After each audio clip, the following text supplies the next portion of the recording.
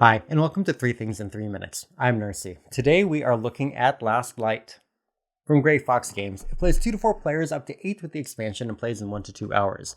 What it's about: Last Light is a Space 4X game that makes good on the promise to simplify the genre to a much shorter length. Each player is an alien faction in a universe where most of the stars have died out, and they've settled into a system orbiting a white dwarf star, vying for control over the planets.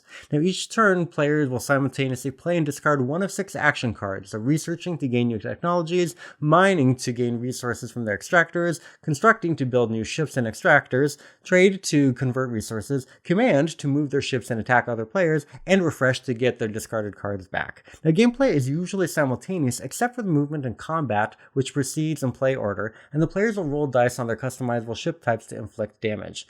Now once everyone recalls, the 2 of the rings of planets will rotate, constantly shifting the game board. Players will gain points called light from several sources, including technologies, winning combat, controlling planets, and flying near the sun. The game ends once player has collected 20 light. So, what I like, probably the most important development of Last Light, brings the well-worn space genre to simultaneous gameplay, which helps shorten the game length significantly and keeps players engaged every turn. So also knowing which cards your opponents have played will give you insight into what they might be able to do, which can give you some breathing room knowing that combat isn't always imminent, and rather than always playing defensively. And while the aliens have passive abilities, the most interesting customization comes from developing technologies, particularly given that 2 of the 3 tech types will modify your ship's stats or give them special abilities in a way that is reminiscent of the game Eclipse. And the planets and rotating rings not only give the game an excellent table presence, but they also cause the players' positions to keep shifting, mixing things up, especially if you're a fan of combat.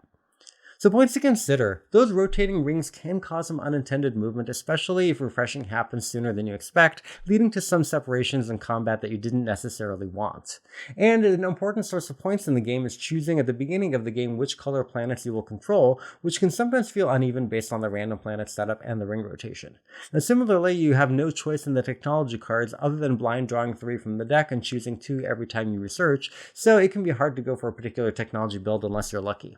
And the combat itself, because it is turn-based and involves rolling and resolving dice, can start to feel really slow in comparison to the otherwise very zippy gameplay.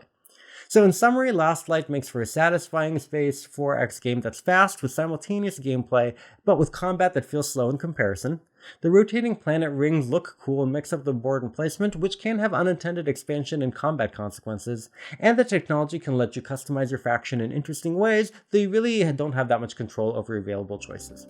Thanks so much for watching. Please make sure you like and share this video and subscribe to the channel. Thanks.